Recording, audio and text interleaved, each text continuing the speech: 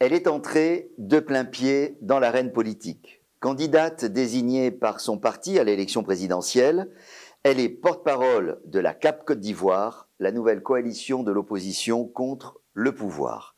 Quelle vision et quel projet compte-t-elle porter en octobre prochain devant les Ivoiriens? Quels sont les objectifs et les revendications de l'opposition réunie? Madame Simone Yves Gbagbo, présidente du mouvement des générations capables, est l'invitée de Droit dans les yeux.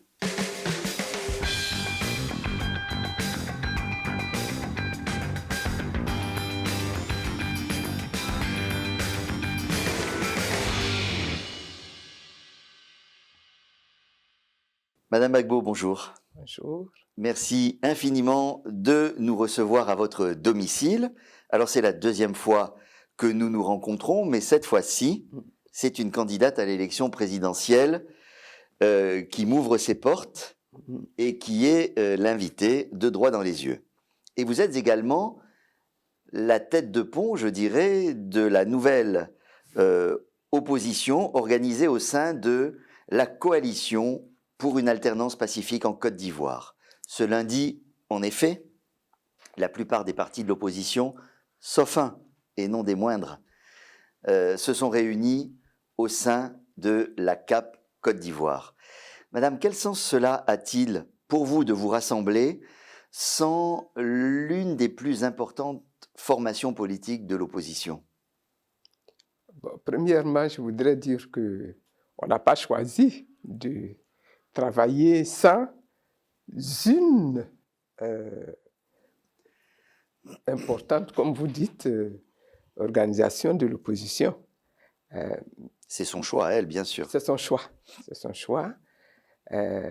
Nous avons, en tout cas depuis ma sortie de prison, et depuis que nous avons organisé la fête des libertés à Bouaké, j'avais lancé ce vœu-là, que l'opposition puisse se regrouper, s'organiser, se mettre ensemble pour marcher dans l'organisation des élections qui arrivent là, en 2025, de façon vraiment unie, parce que ce dont nous avons besoin, c'est que le système électoral soit réformé. On va y venir sur le fond de vos demandes. Elles sont listées, elles sont claires. Mais à votre avis, restons une minute là-dessus. Pourquoi, à votre avis, M. Gbagbo ne se joint-il pas à cette coalition? Est-ce que vous pensez qu'il l'affaiblit? Vraiment, je ne veux pas parler à la place du PPACI. Je ne veux pas. Vous le regrettez? Mon souhait, c'est que tous les partis qui sont dans l'opposition se mettent ensemble. Maintenant, cet appel est lancé et chacun y répond selon ses propres souhaits, ses propres objectifs, ses propres plans, tout ça. Donc, je ne peux pas dire pourquoi le PPACI aujourd'hui n'a pas encore trouvé important de se joindre à nous. Alors, venons-en aux objectifs politiques de cette coalition. Quels sont-ils? On a entendu que vous voulez mettre en place un cadre permanent de concertation de cette opposition qui a pour but quoi? Donc, plutôt de travailler sur l'organisation du process et de tout le process de l'élection. De l'élection, parce qu'il y a des choses à réformer. Il y a des choses à réformer. Vous savez, depuis plusieurs années, à l'époque, c'était le Front populaire ivoirien. Nous nous sommes battus pour que les élections soient organisées par une structure qui soit vraiment indépendante, qui soit vraiment autonome. Et nous avons obtenu la mise en place du premier système de la première organisation en 2000. Nous avons fait les élections en 2000. Mais notre souhait, c'était que les élections, quand je dis autonomes, c'est-à-dire sans la mainmise de l'État, du gouvernement, et sans une mainmise des partis qui sont dans l'opposition, qui sont dans le pays. Les choses ont évolué et aujourd'hui, la structure que nous avons, elle est pratiquement réinféodé au ministère de l'Intérieur. Donc, les préfets... Mais pourquoi vous dites ça? Mais regardez un petit peu comment ça s'organise. Mais ce sont les préfets qui convoquent les gens, qui convoquent les partis dans les communes, dans les régions, dans les districts. Ce sont les préfets. Les préfets n'ont rien à voir dans les élections, selon nous, notre considération. Mais vous parlez des commissions locales, là. Je parle de commissions locales, mais même les commissions locales, elles ont donné lieu à des élections en interne. Je vous en prie, je vous en prie. Non? Je vous en prie. Pourquoi je vous en prie? Écoute, nous avons des commissions locales. Ces commissions locales-là, vous dites qu'elles ont donné lieu à des élections. Regardez un petit peu les résultats de ces élections-là. Quand je dis que ces structures sont inféodées par le parti au pouvoir, par le gouvernement, ben, j'ai dit quelque chose qui est très clair et qui est très concret. Lors de votre conférence de presse qui a présenté la CAP Côte d'Ivoire, bon, vous n'y êtes pas allé avec le dos de la cuillère, si je puis me permettre. Ah bon. Vous avez évoqué des manquements à la loi, des passages en force, la surdité de la CEI, et vous parlez de collusion à peine voilée avec le parti au pouvoir, entre la CEI et le parti au pouvoir. Oui. Vous n'y allez quand même pas un peu fort, tout de même, pour jeter le discrédit sur une institution dans laquelle, quand même, l'opposition est partie prenante? Ben justement, un des problèmes que nous posons dans la coalition, c'est que la CEI est une structure qui doit être autonome. Regardez cette structure-là, comment est-ce qu'elle est constituée. Vous avez 4 représentants du parti au pouvoir. Le parti au pouvoir, c'est un parti. Ce n'est pas 4 partis. Pourquoi il se retrouve avec 4 représentants? Parce qu'il est le parti au pouvoir. Pourquoi? Ça vous gêne? Ah, ben, c'est pas que ça me gêne, c'est que ça crée tout de suite des déséquilibres. Pourquoi un parti, sous prétexte qu'il est au pouvoir, il va te représenter par 4 personnes?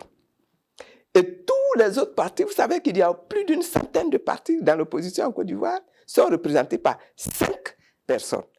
Pardon de vous poser la question. Laissez-moi finir de parler. Laissez-moi finir. Je vous en prie. Et dans cette organisation, non seulement le parti au pouvoir est représenté par 4 personnes, mais le président de la République, qui est lui-même le président du parti au pouvoir, est représenté par une personne. Ça fait donc 5 personnes pour le seul parti au pouvoir et 5 personnes pour les partis qui sont dans l'opposition. Vous trouvez ça équitable? Je n'ai pas la réponse, alors je vous pose la question. Lorsque vous avez organisé des élections présidentielles, enfin votre mouvement et votre pouvoir à organiser des élections présidentielles, il y avait combien de représentants de votre parti au sein de la commission électorale? Nous avions 1. Combien? 1. Oui. C'est un parti. Le parti, là, il a 1 représentant. Il n'a pas 2, il n'a pas 3, il n'a pas 4. Est-ce que vous diriez, comme M. Gbagbo, que la CEI n'est pas respectable? Bon, moi, j'aime pas. Je ne veux pas donner le sentiment d'être en train d'insulter une structure, d'insulter des hommes. J'ai dit simplement que c'est cette organisation-là. Mon souhait, c'est qu'il soit vidé de tous les représentants des partis pour qu'il soit une structure véritablement autonome. Voilà. Vous, ce que vous préconisez, c'est que les partis n'y soient pas représentés. Non. Alors, je reviens un tout petit peu sur l'alliance elle-même pour comprendre quel va être son fonctionnement. Et d'abord, on a un peu le sentiment que c'est une alliance hétérogène, un peu l'alliance de la carpe PDCI et du lapin MGC, FPI, COGEP d'autre part. Pourquoi lapin et carpe? Ah ben, ou carpe et lapin. Hein. Mais vous vous retrouvez sur la critique de la CEI, effectivement, sur l'objectif de réformer le système électoral et sur la volonté de battre le candidat RHDP à l'élection présidentielle. Mais est-ce que cela fait une politique? Mais nous ne sommes pas là en train de mettre en place une politique pour la gestion du pouvoir. Ce n'est pas ça notre objectif de la coalition. L'objectif de la coalition, c'est d'obtenir les réformes du système électoral pour que nous puissions avoir des élections équitables. C'est ça l'objectif. Et ça, ça concerne tous les partis, tout bord entendu, toute idéologie entendue. Nous avons les mêmes soucis, les mêmes préoccupations, les mêmes objectifs. Et donc, vous n'avez pas du tout envisagé l'idée que vous pourriez peut-être gouverner ensemble si la coalition gagne? Ça viendra. Le C'est-à-dire, débat aura lieu plus tard. Ce débat-là aura lieu plus tard. c'est-à-dire, vous allez envisager des discussions au fond sur... fond. Mais c'est là où ça va être compliqué, non? Pourquoi? Ben parce que vous avez des philosophies, des idéologies qui sont très différentes. Absolument, absolument. Et à ce moment-là, on prendra en compte tout cela. Et si on estime qu'il est nécessaire de mettre de côté les philosophies pour créer une seule entité de gouvernance, on le fera. Si on considère qu'ayant obtenu les réformes du système, parce que je continue de le dire, hein, l'objectif, c'est d'obtenir la réforme du système. Si nous avons obtenu la réforme du système, les élections sont organisées librement. Chacun va tenter sa chance, présenter son programme, mais alors, convaincre ses populations. Comment est-ce que cette alliance va fonctionner si vous perdurez, puisqu'elle ne compte pas moins de 3 candidats déclarés au sein même de cette alliance à l'élection présidentielle, dont 2 sont déjà investis par leurs partis respectifs, et puis il y en a un autre en plus qui espère pouvoir se présenter. Comment ça va marcher, ça? Mais pourquoi ça va marcher? Pourquoi c'est un problème? Comment ça va fonctionner? Pourquoi c'est un problème? Ben, je ne sais pas. Est-ce qu'au sein d'une coalition, vous pouvez avoir 4 candidats? Mais nous n'en sommes pas encore à la question des candidats. J'arrive pas à vous faire comprendre ça. Nous n'en sommes pas encore. Est-ce que je peux vous demander quel est votre souhait en la matière? Non, ne me demandez pas mon souhait en la matière. En tout cas, je peux vous demander, mais vous ne me répondez pas. Mon souhait aujourd'hui, c'est que nous obtenions le dialogue politique et que nous nous asseyions avec le gouvernement pour traiter toutes les questions qui concernent l'organisation des élections. C'est un peu facile de dire cette dispersion, elle existe, vous la voyez comme moi, vous savez très bien que ça affaiblit l'opposition, mais vous ne voulez absolument pas en parler. Mais pourquoi vous parlez d'affaiblissement de l'opposition? Pourquoi est-ce que l'opposition est affaiblie lorsque l'intérêt même de l'opposition aujourd'hui, c'est d'obtenir la révision de la liste électorale? Vous savez que l'élection présidentielle, madame, c'est un scrutin à 2 tours. Il faut passer le premier tour. C'est pour ça que ça affaiblit la dispersion. Non. Vous savez, supposons qu'aujourd'hui, l'opposition décide que, bon, mais désormais, on s'en va aux élections avec un seul candidat.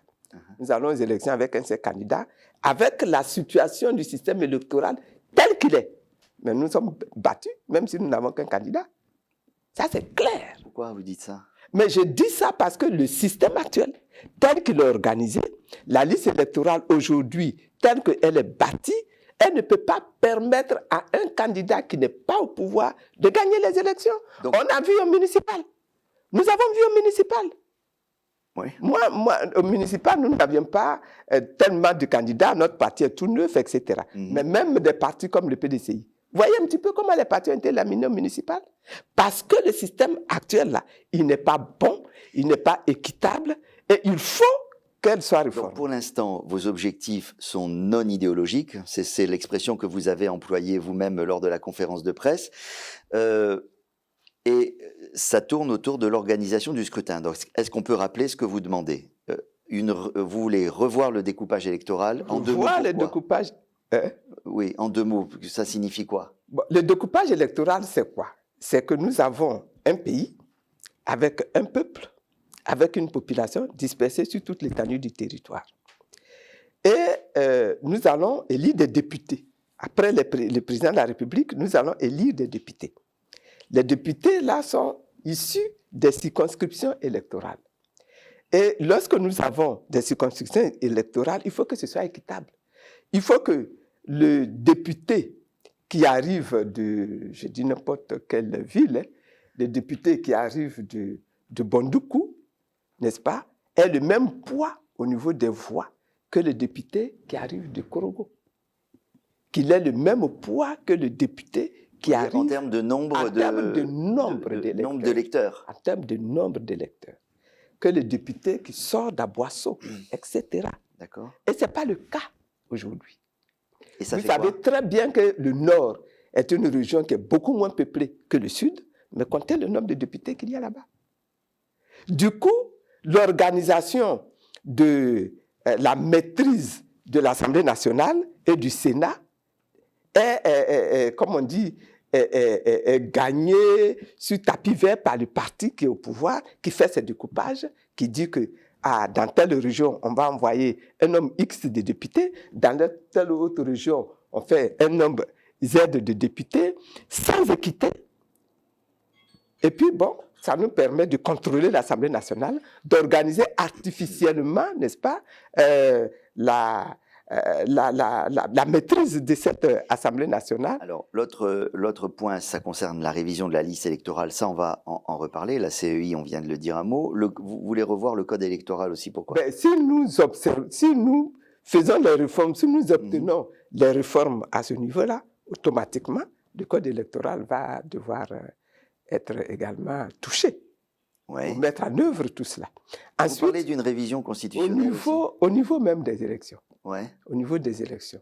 Vous savez que pour être candidat au présidentiel, on va vous demander de déposer une caution de 50 millions. Pourquoi est-ce qu'on dépose une caution de 50 millions? Quel est l'Ivoirien qui aujourd'hui là, a les moyens de déposer 50 millions s'il se fonde sur son salaire? Et pourquoi est-ce qu'on a augmenté le niveau jusqu'à 50 millions? Vous savez que la première fois que la caution a été augmentée, c'est le PDCI qui l'a fait. C'est le président au fait qui l'a fait. Parce que le président Gbagbo était le premier candidat dans l'opposition. Et ils se sont organisés pour barrer la route. Donc ils ont regardé combien celui-là est capable de déposer comme caution. Même 10 millions de caution, c'était une affaire à cette époque. Ouais. Pour réunir 10 millions de cautions. Vous parlez et aujourd'hui, on est passé à 50 millions. Bon, ben, c'était il y a 30 ans, hein? Donc, oui, il y a 30 ans. Vous pensez que le pouvoir d'achat des Ivoiriens a augmenté tant que ça? Il y a 30 ans aujourd'hui. Non, mais il y a un sens à la caution. C'est pour éviter des candidatures farfelues aussi. Je veux bien. On est d'accord. Je veux bien. Mais de là à passer à 50 millions, j'estime que c'est un petit peu... Ça, c'est une question de curseur, d'accord, je comprends. Bon. Vous parlez de l'information dans le service public. Enfin bon, l'information, vous êtes quand même... On voit bien que même dans le service public, l'opposition a accès. En tout cas, il y a des chaînes privées qui accueillent à tour de bras les membres de l'opposition. Les chaînes privées, ce n'est pas la chaîne publique. Oui. Voilà. Allez voir Fraternité Matin et le contenu de Fraternité Matin. Mais vous avez bien vu que récemment, il y a des débats qui sont organisés à la RTI également. Et vous avez vu un petit peu comment ça se passe à la RTI?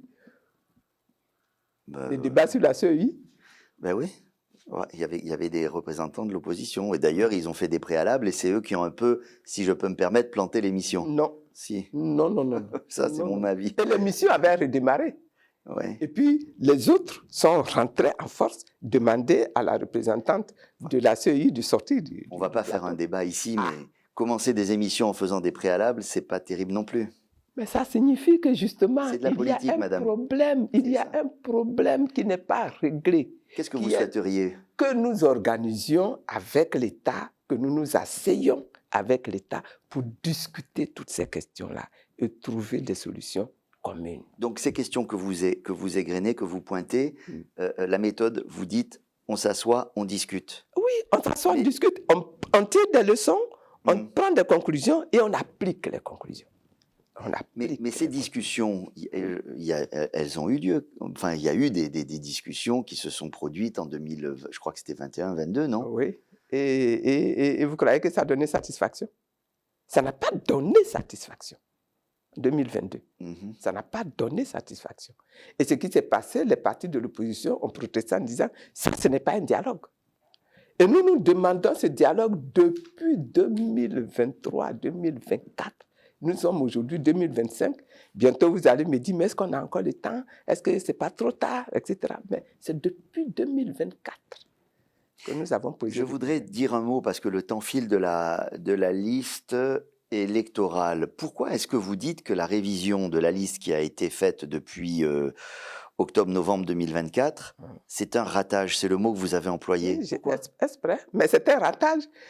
Nous avons à inscrire sur cette liste-là. Et même, les chiffres ne sont pas de moi. Ils ont dit, nous avons à inscrire 4,5 millions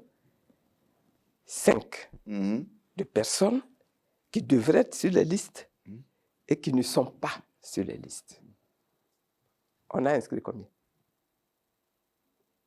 Mais c'est dû à quoi? Mais c'est dû au fait, premièrement, que l'accès même à l'inscription sur la liste est tellement rendu difficile pour la population que les gens se Rendu détournent. difficile comment? Parce qu'on demande des papiers. On demande des Mais papiers. ça, c'est normal.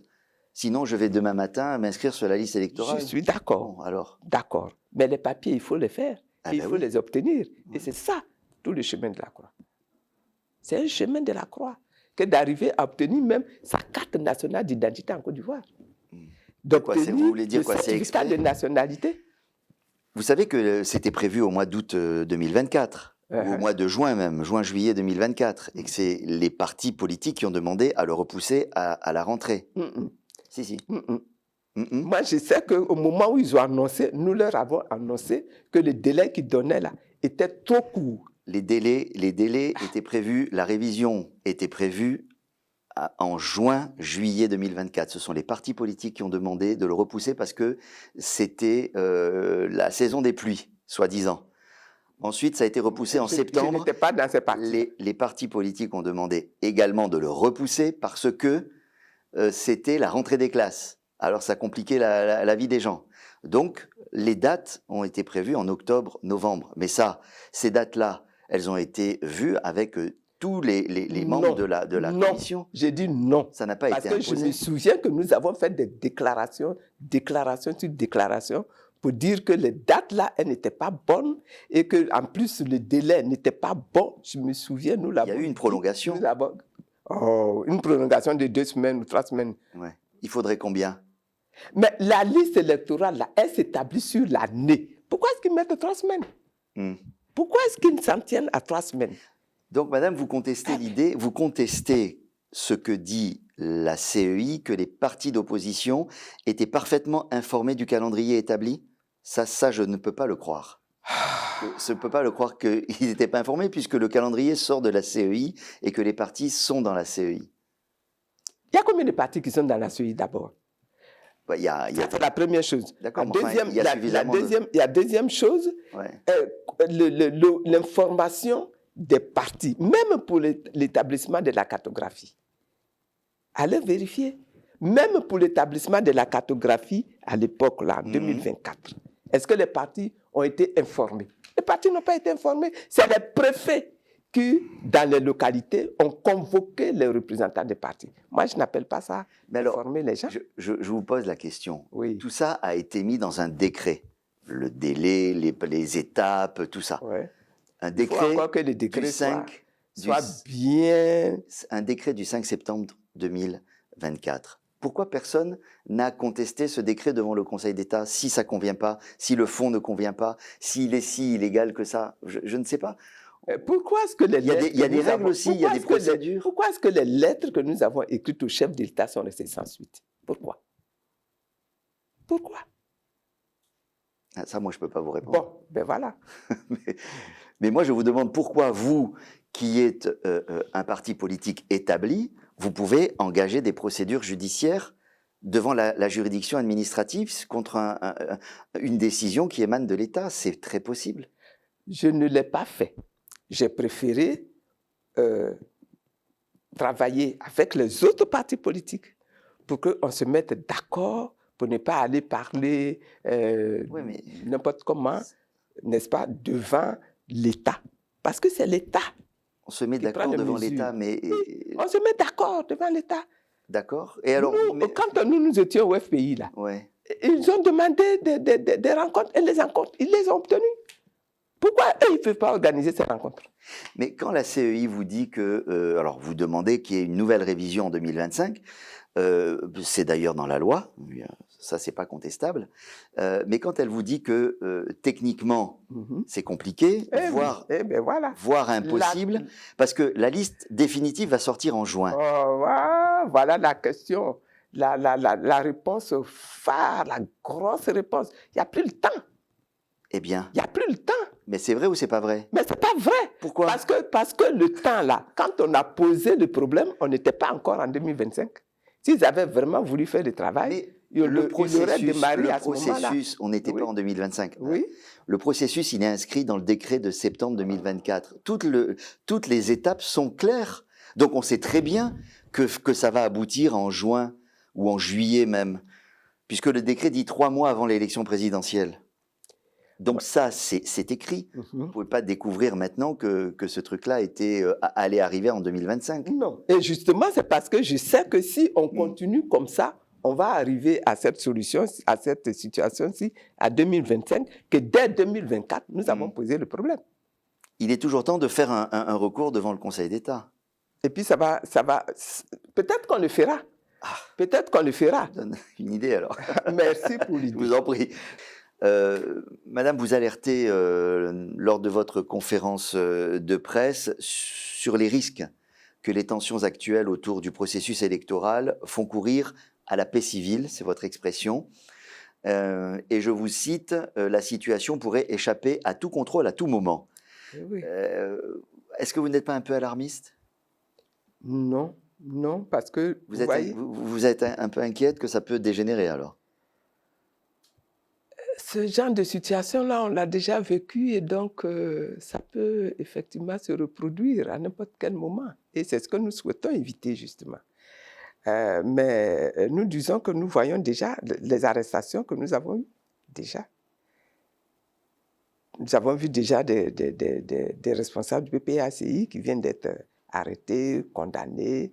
Nous avons des jeunes qui sont arrêtés en Europe, etc. Et ça crée de la tension dans le pays.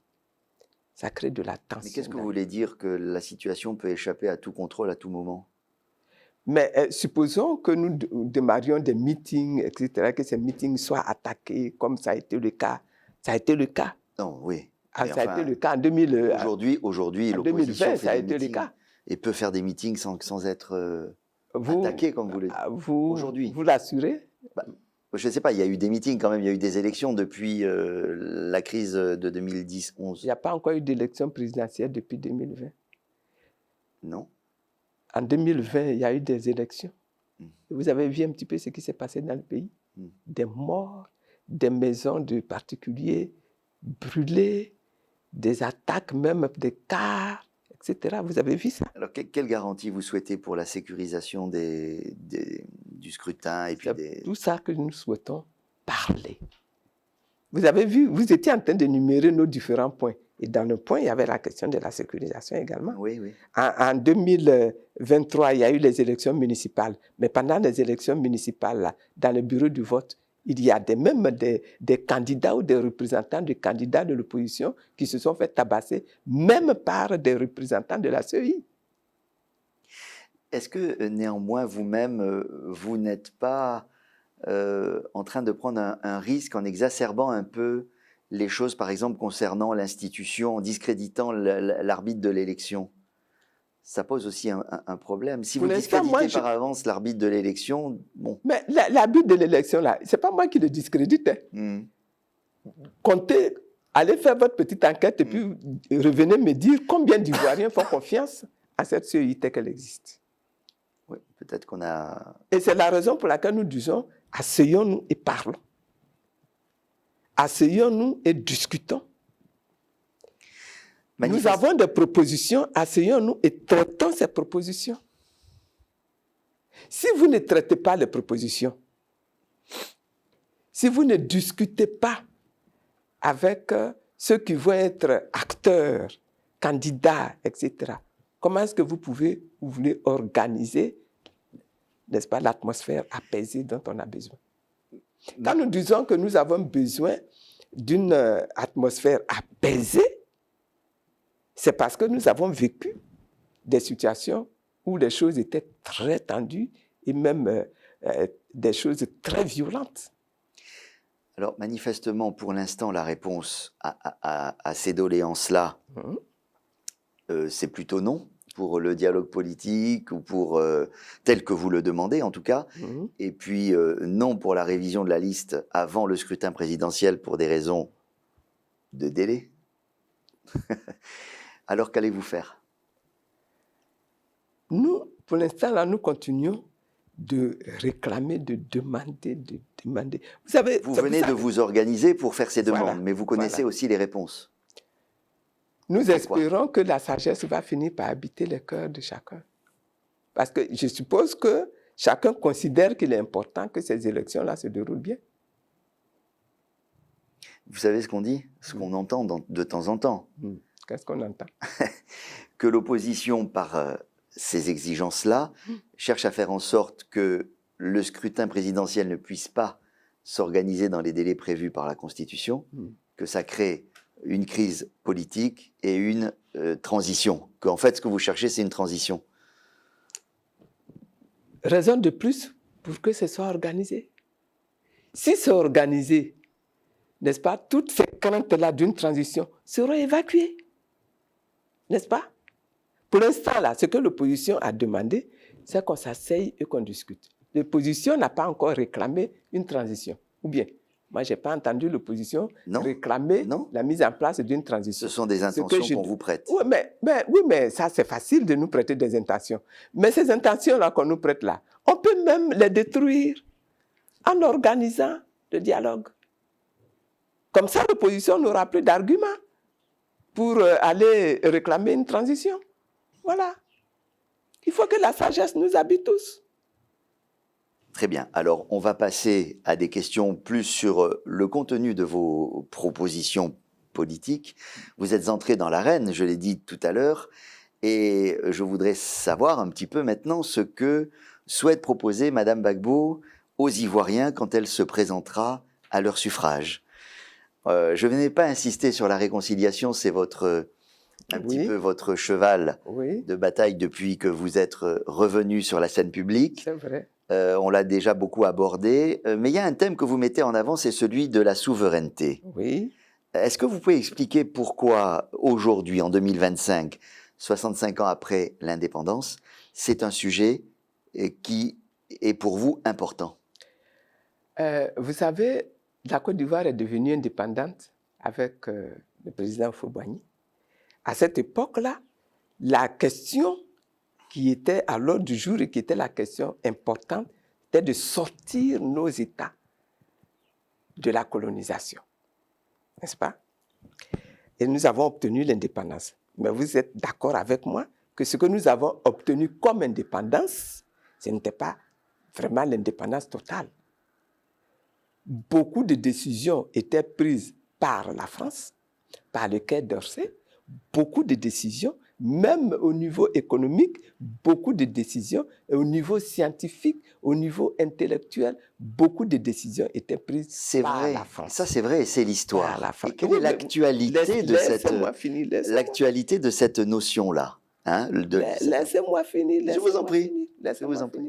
Et on a mis en place alors un régime qui a dirigé le pays, mais qui n'a pas intégré dans sa gouvernance la démocratie. Donc, tous ces pays d'Afrique-là ont installé des structures à parti unique. Nous avons dû descendre dans l'arène, nous battre pour obtenir la fin des partis uniques. Mais lorsque nous avons obtenu la fin du parti unique avec le multipartisme en 1990, nous avons obtenu le multipartisme. Mais la démocratie est quelque chose que nous n'avons pas totalement obtenu. L'indépendance est quelque chose que nous n'avions pas totalement obtenu. Et les choses ont évolué. Aujourd'hui, dans le système qui existe dans toute l'Afrique, dans les défis de toute l'Afrique, c'est que les Africains eux-mêmes réussissent à devenir les maîtres de leur devenir, les maîtres de leur destin. Et quand vous dites prennent eux-mêmes les décisions dont ils ont besoin pour conduire le développement et le devenir de leur peuple. C'est pour ça qu'aujourd'hui, nous en arrivons à la question de la souveraineté. Oui, mais justement... La souveraineté s'entend en ceci que ça va être vis-à-vis de l'ancienne colonie qui continue d'organiser la France-Afrique dans nos pays. Vous pensez vraiment que la France n'a pas du tout évolué dans son approche de l'Afrique et de sa politique africaine? Non, en tout cas pas la France. Aujourd'hui, 2025. Pas la France de Macron. Pas la Non. France de Macron. Non. Et vous pouvez dire pourquoi? En quel sens? Donner des exemples. Mais Quelle est la décision que prend Macron et qu'applique le chef de l'État ivoirien? Oh, Non, mais dites. prenez la monnaie. Prenez sur la question de la monnaie.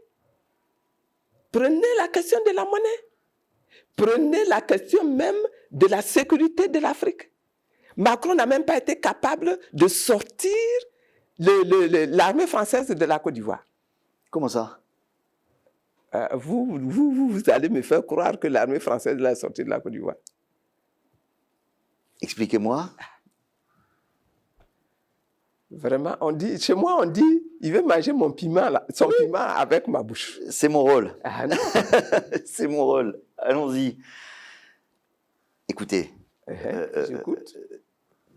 le camp militaire du Bima vient d'être rendu Oh oui. à la Côte d'Ivoire. Oh oui. Je pense que si, à la fin du processus, Oui. il y a 100 soldats français à tout casser, ça sera le bout du monde. Voilà, ça c'est la grande théorie, ça. Ça, c'est la grande Ça, c'est théorie. la grande théorie. Et la grande vérité, qu'est-ce que c'est alors? Qu'est-ce qui se passe à Jacquesville? Qu'est-ce qui se passe à Jacquesville? Vous parlez de l'académie? Et alors? Mais dites. Mais pourquoi vous ne dites pas? Mais qu'est-ce que vous voulez que je vous dise de plus? L'académie est une institution qui est multinationale, qui a été créée par la France et par le... Et voilà. Mais c'est un institut de recherche, qu'est-ce que ça fait? Est-ce que c'est un camp d'entraînement militaire? Est-ce qu'il y a des troupes françaises là-bas? Non, madame. Ben non. Il y a des troupes françaises? Ben non. Combien? Il n'y a pas de troupes françaises. Hein. Mais combien? Non, j'ai dit il n'y a pas de troupes françaises. Alors quel est votre problème avec l'académie? Pourquoi vous ne dites pas les choses simplement? Mais pourquoi vous voulez que je dise des choses plus simplement que ce que j'ai dit? Ce que j'ai dit, vous faites des allusions. L'armée française doit sortir des États africains, anciennement colonies françaises. Voilà ce que j'ai dit. Alors je vous pose la question. Et je dis que ce n'est pas encore le cas en Côte d'Ivoire. D'accord, c'est votre point de vue, je suis d'accord, je le prends comme tel, mais j'essaye de comprendre. Alors pour vous, le modèle dans cette recherche de la souveraineté politique du pays, c'est plutôt ce que fait le Sénégal ou c'est plutôt ce que fait ce que font les pays de l'AES? Quand je parle de souveraineté, je parle de la nécessité, je parle de la capacité de nos États à décider de leurs affaires. Ça, par eux-mêmes. On comprend. Ouais. Donc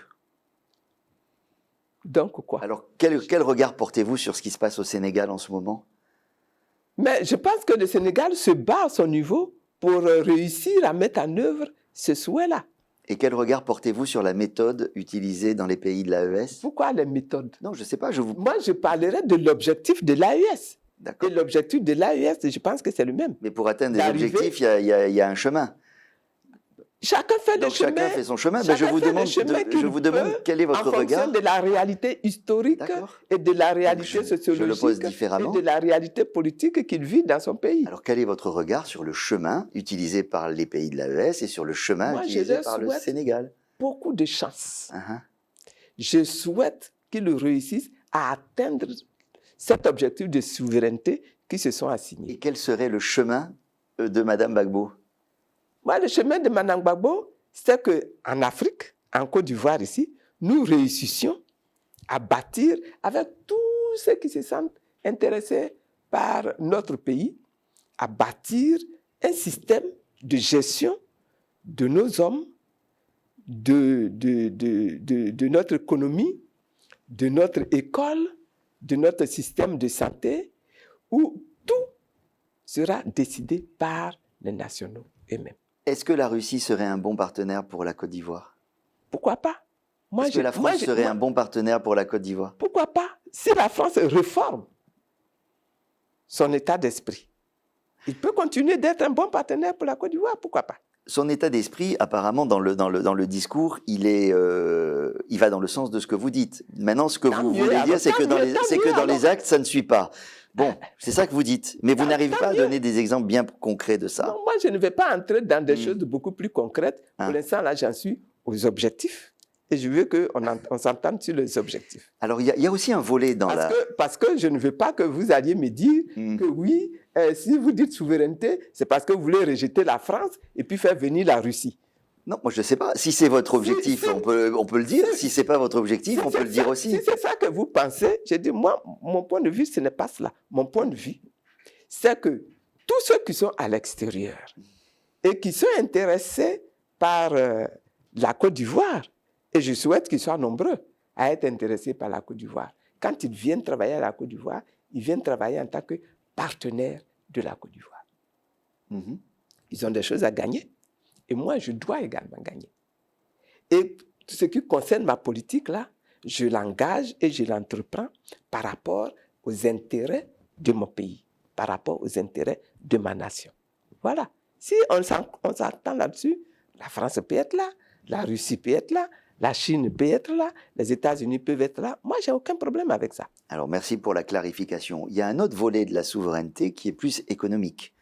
Dans votre état d'esprit, c'est celui de la maîtrise de la vie économique et sociale du pays. Absolument. Vous pouvez expliquer? Bon, alors, vous voyez un petit peu, nous avons une économie dans notre pays où la plupart des structures qui sont des structures qui sont importantes dans le pays appartiennent à des étrangers. Donc, comment est-ce qu'on fait? Il faut refaire le sens inverse. On fait ça comment? On le fait en aidant ceux qui sont les nationaux, qui ont des idées, qui ont des projets, qui ont même des initiatives. On les aide à grossir. C'est comme ça que ça se fait partout. Vous pensez qu'on ne le fait pas suffisamment actuellement? Non. Si vous allez en Chine, mais même ceux de Chine là, qui viennent dans nos pays sont aidés. Les Indiens qui viennent dans nos pays sont aidés par les États. Il faut que nous puissions également aider nos hommes, nos femmes qui sont dans l'industrie, qui sont dans l'économie, à grossir, à devenir de véritables acteurs, à devenir de véritables entrepreneurs. Et cette notion d'aide-là, ça se matérialise comment? Ça se matérialise par le soutien financier que l'État va organiser pour ces structures-là, pour qu'elles soient sérieuses, et c'est surtout à l'encadrement également que l'État va leur apporter, également à la formation que l'État va leur apporter. Donc c'est développer un tissu d'entreprises intermédiaires, petites, moyennes, même très petites. Oui, même très petites, moyennes, et puis petit à petit grossissant. Mais quand je lis que vous voulez mettre le paquet sur l'industrialisation, oui. Quand je lis que vous voulez mettre le paquet sur la transformation locale de nos matières premières, et que vous voulez aussi aller dans le sens de la formalisation du secteur informel. Mais ça, c'est aussi ce que je lis dans le PND 2025-2030 du gouvernement de M. Ouattara. Oui, peut-être. Alors, quelle est la différence d'approche? Mais c'est pas la différence d'approche, c'est que moi, je veux voir la chose se réaliser. Et ce n'est pas le cas. Citez-moi, quelles sont les entreprises organisées par le régime RHDP là, qui a réussi à vraiment aider à faire grossir ces petits-là. Parce que ce n'est pas seulement le projet, hein.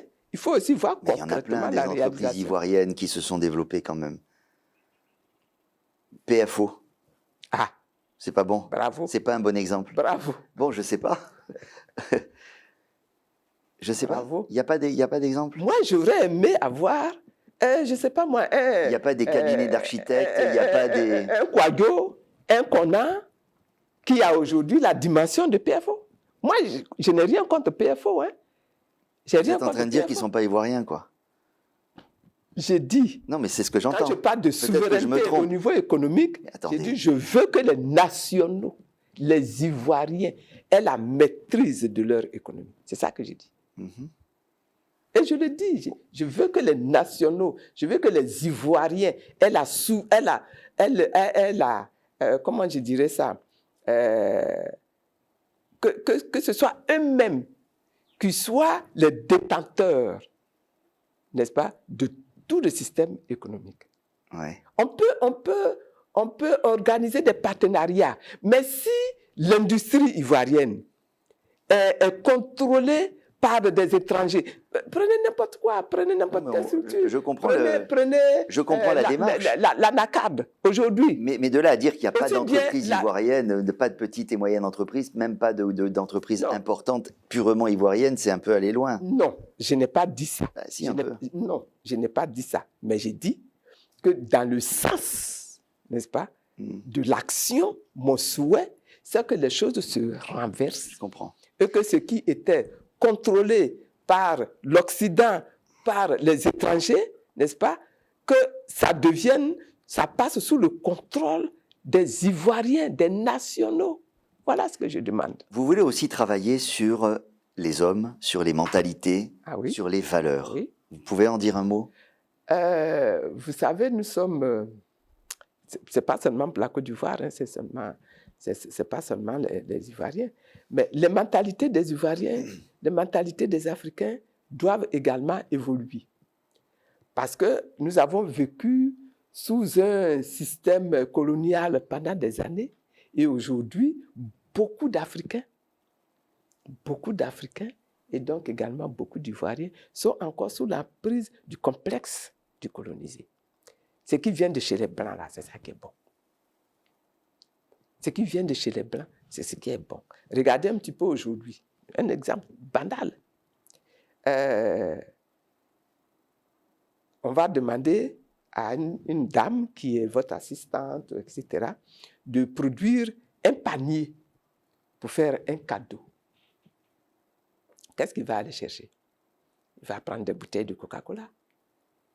Il va prendre des fruits qui viennent de l'Europe, les pommes, les raisins, les kiwis, etc. On dit du chocolat, il va aller chercher des chocolats étrangers, français, belges, suisses, etc. Et puis quand le panier va être fait, il va être très fier de venir donner ce panier-là. Dans la Côte d'Ivoire, là, nous produisons du cacao, nous produisons du chocolat, nous produisons de l'huile, nous produisons des biscuits, nous produisons des jus. Beaux tissus. Nous produisons de beaux tissus. Mais dans le panier, il faut que les mentalités se transforment pour que l'on comprenne que le consommer local. Donc c'est plus dans ce sens-là. Et au niveau des valeurs, qu'est-ce que vous voulez Au niveau des valeurs, c'est la même chose. Regardez un petit peu notre société, ce qu'elle est devenue. Il y a un petit côté ivoirien nouveau dans votre... Il y a un petit côté ivoirien nouveau là aussi. Mais je vous donne un exemple. Hein. Récemment, là, chez moi, la semaine dernière, on a découvert que des gens sont allés et ont cassé les tombes. Ouais. Ils ont cassé plus de 45 tombes pour prendre les ossements dans les tombes. Pour aller faire quoi? Des sacrifices, des fétiches. Il faut qu'on sorte de cette mentalité. Il faut qu'on sorte de cette mentalité. Il faut que, du point de vue de notre idéologie, là, nous sortions de cette mentalité-là. Et puis, il faut que nous apprenions à travailler. Regardez un petit peu la jeunesse qu'on nous a donnée aujourd'hui. Donc la notion du travail. La notion du travail. Du respect. Du respect. La notion donc, au moins un point commun avec M. Ouattara sur cet aspect d'ivoirien nouveau. Moi, je ne parle pas de Ouattara. Oui, mais il voit les mêmes problèmes. C'est tant mieux s'il voit les mêmes problèmes. Il voit les mêmes problèmes. Mais nous ne sommes pas dans le même parti. Il voit les mêmes problèmes. Vous avez le droit d'avoir des, vous avez le droit d'avoir des idées.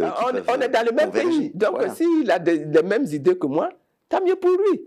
S'il a les mêmes idées que moi, tant mieux pour lui. Moi, j'ai dit, s'il n'a pas les mêmes idées que moi, je continue mon combat.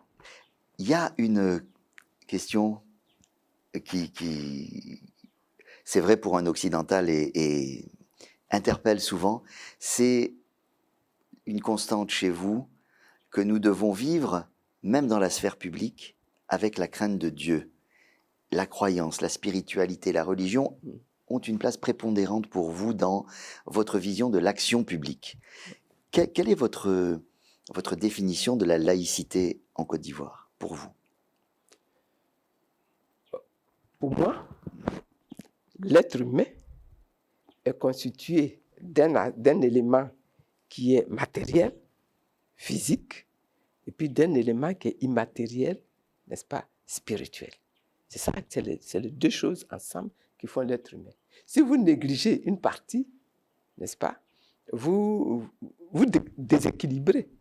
Mais ça, c'est en tant que personne, Oui, c'est à mais titre personnel et même Oui. privé. Oui, Mais pourquoi est-ce que ça doit venir dans la sphère publique? mais parce que tout ce qui est privé là a un effet, un impact sur le public. Mhm.